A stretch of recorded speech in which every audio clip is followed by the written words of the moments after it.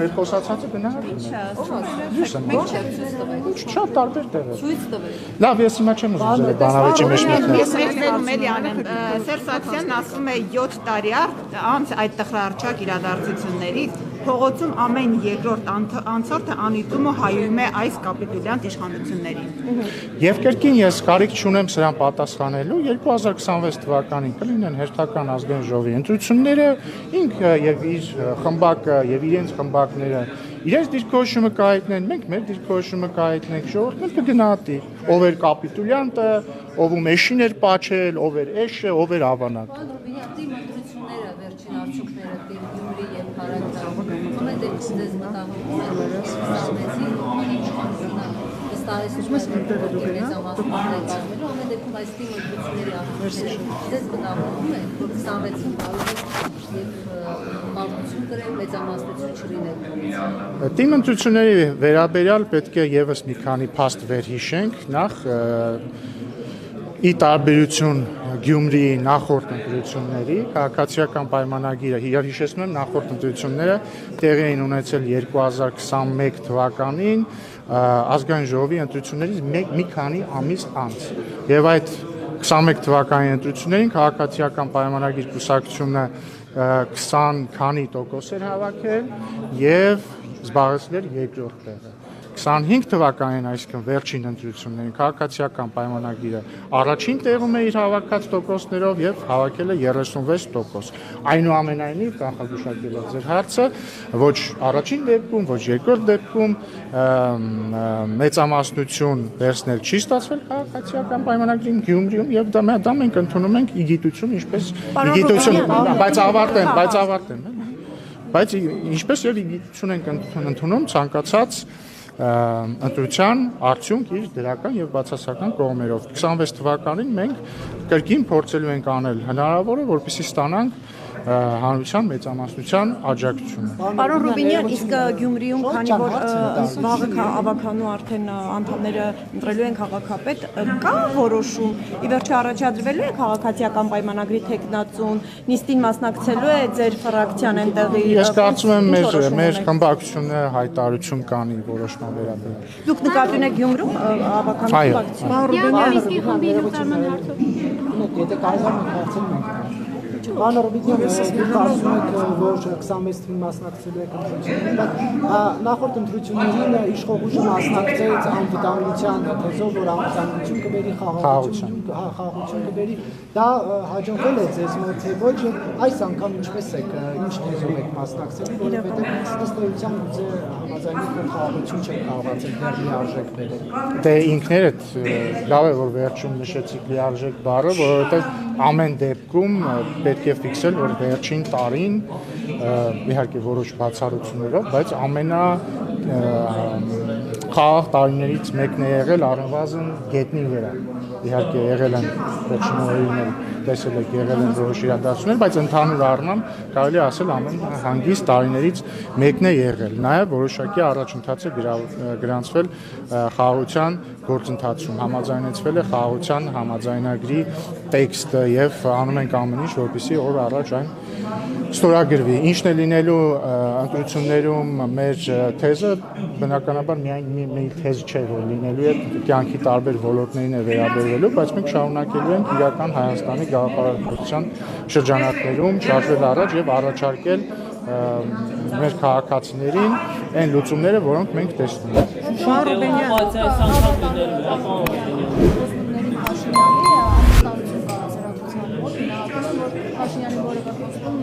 Դե սիրելի գործընկերներ, դա ձեր գնահատականն է։ Ես նույնքերպ հիշում եմ, ոնց էր 2021 թվականից, ոնց էին ձեզնից բոլորը նորից նույն հարցերը տալիս, պնդում, որ քաղաքացիական պայմանագիրը եւ վարչապետը, չգիտեմ, չունեն վստահություն, այնտեղ որներ են գելապ կար մի հատ ասում էր Ռոբերտ Քոչյանն է հաղթելու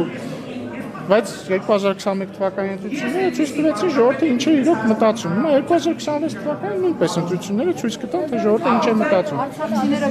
Կրկին ձեր բոլոր հարցերին իմ պատասխանը հետևյալն է 2026 թվականին ժողովուրդը ցույց կտա, թե ինչ է մտածում, ինչ է ուզում։ Պարոն Ռուբինյան,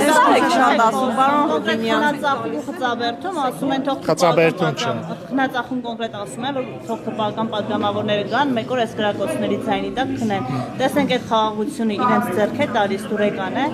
ընդհանրապես կապրեն այս պայմաններում։ Ես հարցը չլսեցի ուղղակի։ Իրենք ասում են թողքապահական պատգամավորները գան այս գրակոչների տակ ապրեն, տեսնեն այդ խաղաղության մեջ կարող են ապրել։ Հարցը ձեր չլսեցի։ Կգնաք խնածախում մի գիշեր ապրելու բան Մեր պատգամավորները ընդհանրապես երբեք էլ ոչ մի խնդրեմ չեն ունեցել որևէ տեղ գնալու, ժողովրդի հետ շփվելու, եւ ես վստահ եմ, որ մեր սյունեցի պատգամավորները դա անում են բարբերաբար։ Արուբենյան, այս կողմը ընտրություններին Շուշի հադրութի դեօկուպացիա լինելու է ձեր նախընտրական դրան։ Ոչ։ Արուբենյան, Սերժ Սարգսյանը խոսել է նաև խաղաղության համաձայնագրի մասին, ասել, որ դա մոլորեցնող է եւ միակողմանի, խոսելով նաև բանակցային գործընթացի մասին հնարավորություն տեսնում է դա վերադարձնել միջազգային օրակարգ, բանակցողին փոխելու եւ նաև այսպիսի ձևակերպում է արել, որ համարժեք իրավական գնահատականի արժանանան վարչախմբի գործողությունները։ Խնդրեմ մեկնաբանեք։ Դժվար է մեկնաբանել անիմաստ հայտարարությունները, պետք է ասել հետևյալը, ես ձեզ բոլորիդ ուզում եմ հիշեցնել, որ 2023 թվականի, եթե չեմ սխալվում, օգոստոսներ կամ սեպտեմբերի սկիզբն էր, Սերժ Սարգսյանի եւ Ռոբերտ Քոչարյանի ուղիղ հովանավորության տակ գտնվող ուժերը եւ Դաշնակցության Լեռնային Ղարաբաղում իրականացրեցին իշխանափոխություն։ Արայք Հարությունյանը հրաժարական տվեց։ Իրենց ուժերը ընտրեցին պարոն Շահրամանյանին։ Այդ նույն օրերին, այսօրվա պես ես հիշում եմ, Ազատության հրապարակում անցկացնում էին հանրահավաք, որտեղ լրագրողները, եթե չեմ սխալվում, նույնիսկ Նարեկներ կարող է, բայց վստահ չեմ, կամ Փայլակներ, մոտեցան Ռոբերտ Քոչարյանին եւ Սերժ Սարգսյանին, հարցրեցին, ինչպես է գնահատում իրադարձությունները Ստեփանակերտում, ասեցի շատ լավ, ուրախ ենք, հույս ունենք, որ նույնը տեղի կունենա Հայաստանում։ Դրանից օրեր անց կամ շաբաթներ անց Լեռնային Ղարաբաղը հայաթափվեց։ Այս մարդկանց եւ Ռոբերտ Քոչարյանի եւ Սերժ Սարգսյանի ամբողջ քաղաքական հետագիծը սկսած 1998 թվականից նվիրված է հետեւյալ ֆորմուլային։ Այդ ֆորմուլան կայանում է հետեւյալում. Դրոշակ դարձնել Լեռնային Ղարաբաղը, դա օգտագործել Հայաստանում իշխանություն զավթելու համար, իդեպ, երբ որ ասում են իշխանազավթումը կիրառելի է միայն Ռոբերտ Քոչարյանի եւ Սերժ Սարգսյանի բոլոր տարիներին, որովհետեւ այդ մարդիկ մեկ անգամ իրենց կյանքում ընտրություն հաղթած չկան։ Զավթել իշխանություն, հենց այդ հարցը կտակ պատասխան։ Զավթել իշխանությունը այդ պատրվակով, կեղեքել, հարստարել, թալանել Հայաստանի ժողովրդին ու այս է իրանց կյանքը, իրանք ուրիշ քաղաքականություն չունեն, իրանք թքած ունեն թե Հայաստանի ինքնիշխանության վրա, թե ժողովրդավարության վրա, եթե հարցնեք որտեղից էին պնդումը, որովհետև Սերժ Սարգսյանը մի մարդ է, որ 2018 թվականին ասում է Նիկոլ Փաշինյանը ճիշտ էր, ես սխալվեցի, 2025 թվականին ասում է իշխանազավթում է տեղի ունեցել։ Մի հարց էլ տամ էլի, եթե ինքը ասում է, որ հայ ժողովուրդը սխալվեց, մեծ հաշվով դա էր ասում երևի Սերժ Սարգսյանը, չէ՞ որ մոլորեցին հայ ժողովրդին։ Լավ, ենթադրենք իր տրամաբանությամբ մոլորեցին։ Հետևաբար ինչու է 2018 թվականին տեղի ունեցած իշխանազավթում։ Ով է ումից զավթել իշխանությունը, ոնց ինչ մեխանիզմով, թող պատասխանի դա։ Ասում եք ընտրություններում հաղթած չկան, բայց պատերազմներում են պարտված չկան։ Որ իշխանության ժամանակ են ավելի շատ կորուստներ ունեցել։ Սերժ Սարգսյանի, Քոչարյանի թե ձեր իշխանության ժամանակ։ Սերժ Սարգսյանը եւ Ռոբերտ Քոչարյանը իմ նկարագրած հետագծի բերումով մեծագույն դերակատարություն եւ մեղք ունեն Լեռնային Ղարաբաղի հայաթափման հարցում եւ դրա վերջին արարը այն էլ ինչ ես նկարագրեցի, երբ որ իրենք Լեռնային Ղարաբաղում իրականացրեցին իշխանափոխություն եւ դրանից շաբաթներ կամ օրեր անց Լեռնային Ղարաբաղը հայաթափվեց։ Եթե դա չլիներ, ձեզ կհաջողվեր Արցախի ժողովրդի իրավունքների եւ անվտանգ ապրելու հարցը Լեռնային Ղարաբաղում միջազգային մեխանիզմներով ապահովել։ Մենք ամեն ինչ անում ենք դրա համար։ Բայց կստացվեր, պարոն։ Դուք հիմա հիպոթետիկ հարց եք տալիս, ես կարծում եմ կստացվեր։ Տապալելու այդ պրոցեսը։ Այո, ես մեղադրում եմ իրենց տապալելու մեջ դա եւ ես ասում եմ, որ մենք անում էինք ամեն ինչ, որպեսզի Լեռնային Ղարաբաղի ժողովուրդը կարողանար անվտանգ ապրել Լեռնային Ղարաբաղում, բայց հետո եղավ այն ինչ եղավ։ Բայց ձեր օրակարգի նշաձողը իջեցնելուց անցել էր ավելի քան 1 տարի, բայց ոչ մի կերպ չէիք ասում, թե չէի ամեն դեպքում բացահայտում ինչ մեխանիզմներ է ձեզ հաջողվել ձևավորել միջազգային։ Բազմիցս խոսում, բայց թողեք պատասխանեմ ձեր հարցին։ Ես լսում եմ ձեր հարցը եւ ասում եմ մենք բազմիցս ենք խոսել սրա մասին։ Մենք բազմիցս ենք խոսել, որ այն ժամանակ մեր քաղաքականությունը միտված էր նրան, որ Լեռնային Ղարաբաղի ներկայացուցիչները ուղիղ բանակցեն Ադրբեջանի հետ, Լեռնային Ղարաբաղի ժողովրդի անվտանգության եւ իրավունքների շուրջ խոսվել է նրա մասին, այդ թվում Արգոս նախարարության վերջին պատասխանի մեջ ձեր լրատվամիջոցին, եթե չեմ սխալվում, ի դեպ, որ կային նախաձեռնություններ այդ թվում հանդիպումների երրորդ երկրներում, խոսվել է նաեւ այն մասին, թե ովքեր նախընտրեցին Եվլախը օրինակ ինտեգրացիայի օրակարգներ պարտադրում Բաքուն, ասում էր լուծարեք ամեն ինչ եւ եկեք ինտեգրացիա։ Դա էր ձեր իսկ ներողություն, իսկ Սերժ Սարգսյան եւ Ռոբերտ Քոչարյանի կողմից Լեռնային Ղարաբաղում իշխանափոխության իրականացումից հետո այդ լուծարումը տեղի ունեցավ, թե տեղի չունեցավ։ Այդ լուծարման ներողություն, մի վարքան, թողեք ես պետք է ավարտեմ։ Լեռնային Ղարաբաղի լուծարման փաստաթուղթը մենք ենք ստորագրել, թե իրենց պրոտեժեները։ Ես ինձ պատասխանում եմ այն, ինչ բխում է ձեր հարցից։ Այն օրակարգը, որ դուք անընդհատ ասում եք, որ դուք ապահովել եք։ Հերթով բանավիճեք ինձ հետ, հերթով բանավիճեք ինձ, հերթով ինչու եք դե հիմա կարելի հարգելի գործընկերներ, մենք հիմա բան ենք, մանկապարտեզ ենք քննարկում։ Արդեն բան են ստորագրել, ինչ նշանակում արտոչի։ Խնդրեմ, լսում եմ ձեզ։ Այդ հրամանագիր։ Ես հարցնում էի, դուք փոխեցիք Արցախի բանակցությունների ամբողջ տրամաբանությունը, այսինքն ապրիլին 2022-ի, երբ որ ասացիք, որ պետք է իջեցնել նշաձողը եւ խոսել իրավունքներից եւ Իսկ դուք նկատել եք, որ իսկ դուք ներողություն։ Միջազգային լայն կոնսոլիդացիա։ Շատ լավ, հիմա թողեք հիմա ովքեր էին խոստանում տեսեք։ Դուք իրավացիորեն նշում եք, որ մենք ասացինք, որ որպեսզի Լեռնային Ղարաբաղի ժողովրդի անվտանգությունը եւ իրավունքները ապահովվի, մենք պիտի իջեցնենք նշաձողը մեր տրամաբանության մեջ։ Հասկացա, թողեք որ պատասխանեմ։ Ուզում եմ ասեմ պիտի։ Եվ մենք իջեցրեցինք, ինչպես դուք դա ասում եք։ Եվ այն ժամանակ էլի Ռոբերտ Քոչարյանի ու Սերժ Սարգսյանի խմբակը իշխանազավթների, նախկին իշխանազավթների եւ Լեռնային Ղարաբաղի գրեթե ամբողջ էլիտան, այսինքն մեծ մասը կուսակցությունների, նախկին նախագահները, այդ պահի նախագահները մեզ ասում էին, դավաճաններ, այսինչ եք անում, ոչ մի դեպքում անկախությունից պետք է շարունակենք խոսել Լեռնային Ղարաբաղի անկախության մասին, այնտեղ նաև եթե չեմ սխալվում, ազգային ժողովն էր Լեռնային Ղարաբաղի հայտարարություն ընդունում, որ Լեռնային Ղարաբաղի շուրջ 7 շրջանները նույնպես Լեռնային Ղարաբաղի մաս են եւ այսպես շարունակ։ Մի խոսքով ստանդարտ դավաճան քպիականներ, մենք հայրենասեր ենք եւ այլն, ինչպես եք հանդգնում խոսել Լեռնային Ղարաբաղի ժողովրդի իրավունքների եւ անվտանգության մասին եւ չխոսել անկախության մասին եւ այլն եւ այլն։ Հիմա 2025 թվական, ընդ որում ես ինչ որ ասում եմ իրենց դիրքորոշումը, ըստ էության իրենց դիրքորոշումը հետագայում դարձավ Լեռնային Ղարաբաղի իշխանությունների էլիտայի դիրքորոշում։ Եվ ընդհանուր մինչև 2023 թվականի էթնիկ զտումը իրենք այդ դիրքորոշման շրջանակներում էին եւ մեր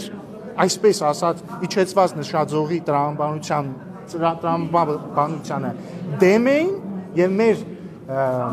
քաղաքականությանը դեմ էին։ Իրենք գնացին իրենց քաղաքականության թողեք ավարտել։ Արդյունքում հիմա դուք լսել եք մի հատ Լեռնային Ղարաբաղի ներկայացուցիչ էլիտայի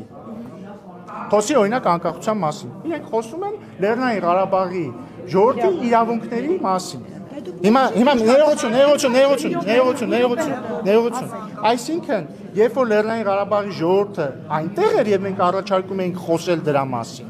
իրենք մեզ ասում էին դավաճան եւ իրենք նախընտրեցին գնալ այլ ճանապարհով, կրկին Ռոբերտ Քոչարյանի ու Սերժ Սարգսյանի դրդմամբ։ Հիմա երբ որ Լեռնային Հաղաբաղում էթնիկ զտում է իրականացվել, նոր եկել են մեր ասացին։ Ուշ ինչպես միշտ։ Իդեպ մի հատ էլ առիթ օգտագործելով մի բան էլ ասեմ։ Սերժ Սարգսյանի եւ Ռոբերտ Քոչարյանի իշխանազավթ խմբակների կողմից եւ նաև Լեռնային Ղարաբաղի նախկին իշխանությունների որոշ շրջանակների կողմից փորձ է արվում ցանկացած քննադատություն, որ իշխանությունը ուղղում է իրենց, կրկնում եմ իրենց, այսինքն Ռոբերտ Քոչարյանի, Սերժ Սարգսյանի խմբակներին կամ Լեռնային Ղարաբաղի էլիտայի որոշ ներկայացուցիչներ։ Իրենք փորձում են դա վերագրել որպես խոսույթ ուղղված Լեռնային Ղարաբաղի ժողովրդի դեմ։ Ես ուզում եմ Լեռնային Ղարաբաղի մեր ժողովրդին, որոնք նույնն են ինչ ես, մենք նույն հայն ենք, իրենք մեր քույրերն ու եղբայրներն են, մեր ընտանիքի անդամներն են, ասել, որ կառավարությունը ոչ մի հակաղարաբաղյան սենտիմենտ չունի եւ թող հերու ուղարկեն իրենք այս ավանտյուրիստներին, որոնք փորձում են հակադրություն մտցնել Հայաստանի կառավարության եւ Լեռնային Ղարաբաղի ժողովրդի միջեւ։ Հիմա հերթով հանրությունը իմ հարցի հետ ձեր մի վիճեք, մի թիրախավորեք իրար։ Մենք իրար Դուք որ ասում եք հակաղարաբաղյան որևէ բան չկա, բայց Նիկոլ Փաշինյանն ինչ էր ասում ազգային ժողովի անդորից, ասում էր բան միտինգի մատերիալներ, հա, արցախցիների մասին։ Ինչ է կա հենց հիմա խեղաթյուն։ Ինքը ոչ թե ասում էր, որ արցախցիները միտինգի մատերիալ էին, այլ ասում էր Սերժ Սարգսյանը, Ռոբերտ Քոչարյանը փորձում են Լեռնային Ղարաբաղի ժողովրդին դարձնել միտինգի մատերիալ։ Համաձայն եք դրանք տարբեր բաներ։ Իսկ կարող եմ ձեր ասացի հետ կապված մի հարց տալ։ Դուք նկարագրեցիք ամբողջ այդ process-ը, բայց դուք կասեք, օրինակ այդ ընթացքում միջազգային ինչ կոնսոլիդացիա ձեզ հաջողվեց ապահովել այդ օրակարգի շուրջ։ Ովքեր էին օրինակ երաշխավորում, որ արցախցիների իրավունքների եւ անվտանգության շուրջ կլինի կոնսոլիդացիա եւ աջակցություն։ Այդ դրա մասին եք դուք խոստանում, դա ինչ եղավ այդ օրակարգը։ Դուք ինձ ասում եք ինչ եղավ այդ օրակարգը, ես ասում եմ ինչ եղավ այդ օրակարգը։ Այդ օրակարգը, ասեք մի հատ, լսեք էլ։ Այդ օրակարգը ավարտվեց հետեւյալով. Սերժ Սարգսյանը եւ Ռոբերտ Քոչարյանը իրենց պրոտեժեների հետ միասին Լեռնային Ղարաբաղում իրականացրեցին իշխանափոխություն։ Այդ իշխանափոխությունից սպասեք, հեսա դրան էլ կանադառնամ։ Իրականացրեցին իշխանափոխություն, այդ իշխանափոխություններից օրեր անց Լեռնային Ղարաբաղում տեղի ունեցավ էթնիկ զտում։ Պարոն Ռուբինյան, Նիկոլ Փաշինյանն ասում է, երբ որ ինքը 2019-ին ստանձնում էր բանակցային այդ հեղափոխությունից հետո ստանձնում էր այդ բանակցային փաթեթը, այդ դրանով արդեն նախանշվում էր Լեռնային Ղարաբաղում պետական կարգի լուծարումը։ Հիմա դուք ասում եք, ես իրեն եմ մեջբերում, հիմա դուք ասում եք ստորագրվեց հրամանագիր, այսինքն ի վերջո երբ է լուծարման ընթացքը երբ նախանշվեց, այսինքն լուծարման ընթացքը համարում էր այն բանակցային փաթեթը, որ ստացել է լուծարման ընթացքը, եթե դուք խոսում եք վարչապետ Նիկոլ Փաշինյանի ելույթներից մեկի մասին, վերջերս, այդ տրամաբանությունը ցավոք դրված է եղել Լեռնային Ղարաբաղի շուրջ բանակցությունների ամենասկզբից, որովհետև ամբողջ միջազգային հանրությունը Լեռնային Ղարաբաղը ճանաչում էր Ադրբեջանի մաս։ Եթե դուք հարցնում եք ինչով ավարտվեց այդ ամբողջ պատմությունը ավարտվեց, երբ որ Լեռնային Ղարաբաղում իրականացրեցին իշխանափոխություն, դրանից օրեր անց Լեռնային Ղարաբաղում տեղի ունեցավ էթնիկ զտում, Սամվել Շահրամանյանն էլ ստորագրեց Լեռնային Ղարաբաղի լուծարման փաստաթուղթը։ Հիմա վերադառնանք ձեր հարցին։ Այդպիսի բան չի եղել։ Ես էլ ասում եմ, լուծարման փաստաթուղթ ինչ հաշակում չի հերքել։ Իրեն հարց են տվել, ինքը ասել է չեն հերքել։ ինքը ասել է, որ այո, ինքը բաներ եղել է լուծարման փաստաթուղթ։ Եվ խմբավորման աշխատանքները Նիկոլ Փաշինյանը ասել է խմբավորման։ Սխալ եք ասում։ Ես էլ ասում եմ սխալ։ Բայց Սխալ եք ասում։ Դա ճիշտ է։ Հետո կնայենք իրար։ Դրանից դեպք չի հաջորդականություն եք նշում, բայց Փաստաթղթի մասին, եթե չեմ սխալվում, այդ ժամերին տեղեկացրել են, բայց Հայաստանի Հանրապետությունը փաստաթղթի կազմմանը, խմբագրմանը որևէ մասնակցություն չի ունեցել։ Պարոն Ռուբինյան, դեպքի հաջորդականություն եք հիշեք եւ Շահրամանյանին եք ասում լուծարման փաստաթուղթն եք մեջբերում։ Դրանից առաջ Նիկոլ Փաշինյանը գնաց Շարլ Միշելի հետ հանդիպման, ասաց Արցախը ճանաչում Ադրբեջանի մաս, ճիշտ է։ Այսինքն դա Նիկոլ Փաշինյանն է արել, ուրիշ ոչ Ախր որ հարցերը տալիս է, գոնե այդ հարցերը ճիշտ ձևակերպեք, որովհետև ես միշտ կարծել եմ, որ լրագրությունը ինքը տենց մոտավորապես գիտություն, հա, բայց մի ընդհատեք։ Լրագրությունը ինքը տենց մոտավորապես աշխատանք չի, հələ։ Իմ մայրն էլ է լրագրող եղել ու դեպ ես ամենայն հարգանքով եմ դա ասում, դուք նույն թերթում եք աշխատում։ Տարբեր տարիներ։ Ինքը մոտարապես բան չի, էլի նախ Նիկոլ Փաշինյանը Շարլ Միշելին չի գնացել Պրահայում ասի, որ Արցախը Ադրբեջանի կազմում է։ Պրահայում ոչ թե ստորագրվել է, այլ ընդունվել է հայտարարություն, որը հրապարակել է Ֆրանսիայի նախագահ Էմանուել Մակրոնը։ Ըստ այդ հայտարարության Հայաստանը եւ Ադրբեջանը վերահաստատել են, որ ճանաչում են միմյանց տարածքային ամբողջականությունը 1991 թվականի Ալմատայի հռչակագրի հիման վրա։ Արցախը ներառյալ։ Սպասեք։ Ստորադասական սարքեր Գրագությունը բացի նրանից, որ ինքը մոտավորապես մասնագիտություն չի, նա լրագրությունը ենթադրում է, որ երբ որ լրագրողը հարց է տալիս, պիտի լսի պատասխանը, եթե էլի հարց ունի,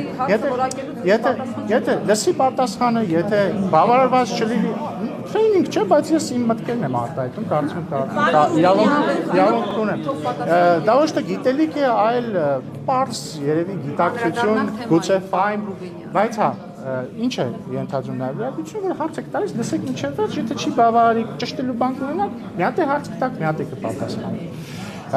Մեր ընդդիմադիրները, ընդ որում ընդդիմադիրները այս հարցում ոչ միայն երկրներում, այլ դրսում, ասում են, որ 2022 թվականի Պրահայի հայտարարությամբ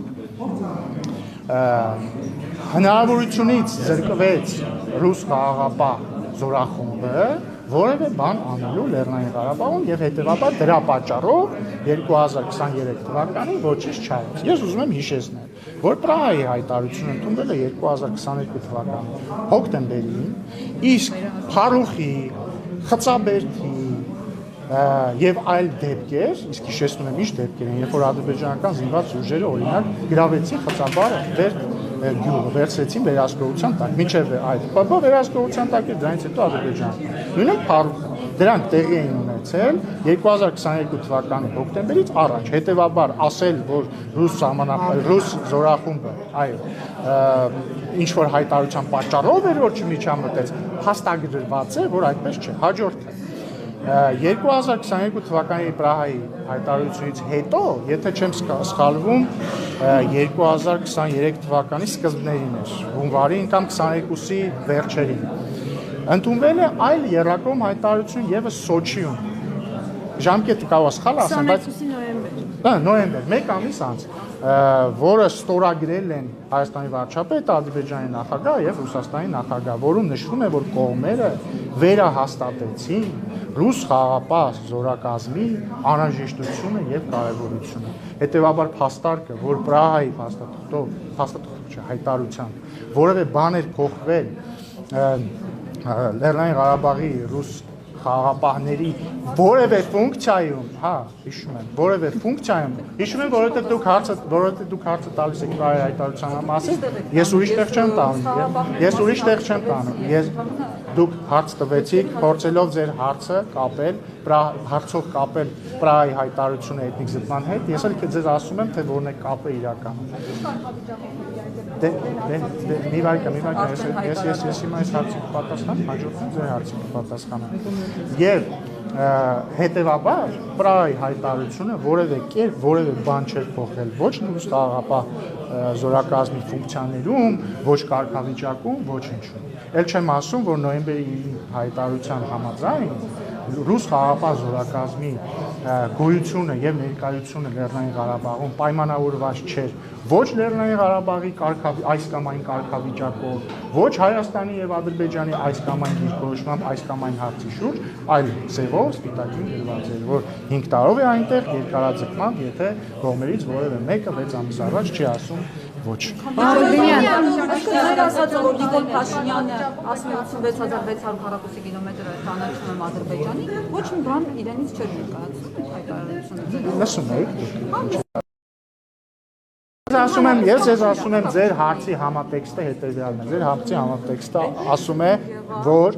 քանի որ ընդ որում ձեր հարցի համատեքստը չի միայն, էլի, մեր անդիմադիր խմբակների եւ նաեւ դրսից նրանց, ինչ ասեմ, ձայնակցողների հետեւյալ թեզն եք դուք կրկնում, որ Փաշինյանը Ղարաբաղը ճանաչեց Ադրբեջանի մաս Պրահայում, հետեւաբար տեղի ունեցավ էթնիկ զտումը։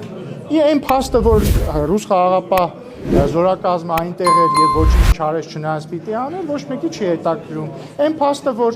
Լեռնային Ղարաբաղի իշխանություններին հորդորեցին, օրինակ, չգնալ Սոֆիա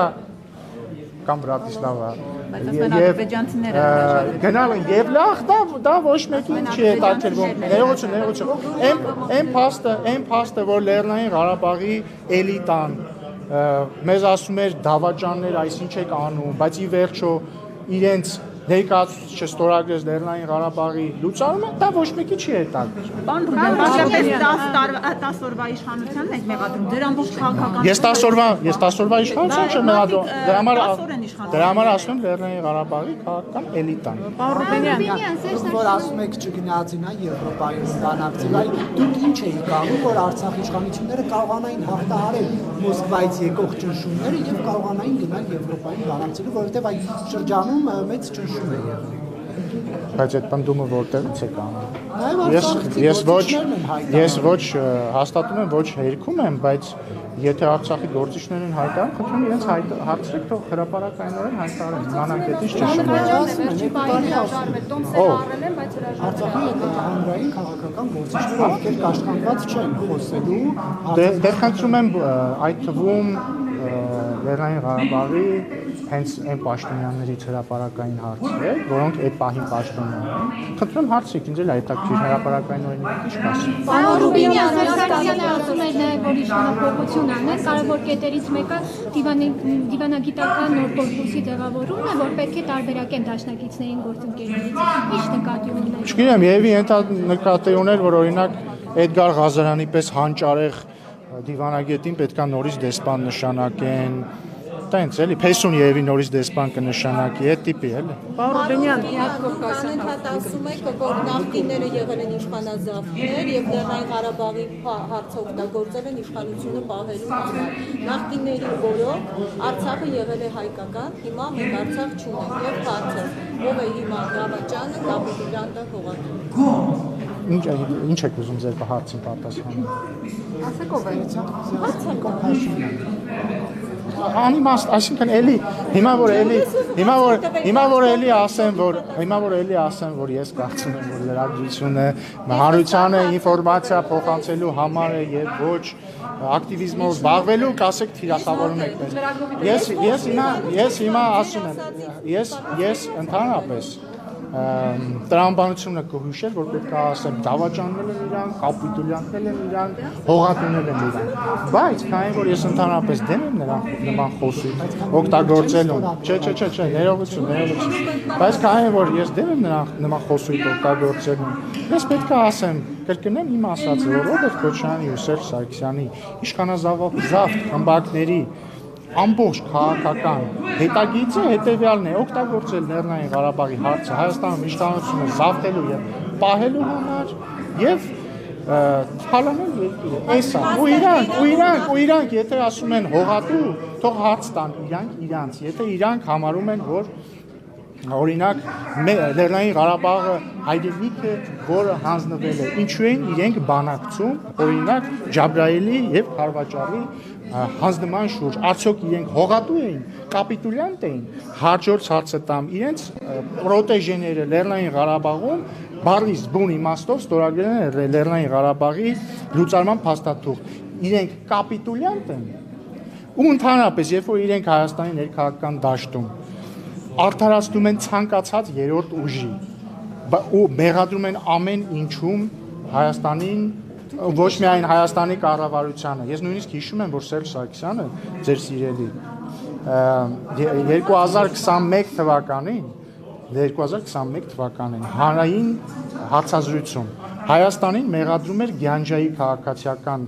բնակչությանը թիրախավորելու համար։ Հիմա ինքը դավաճանա, հողատույա, կապիտուլյանտա, թե ինչա, շնորհակալություն։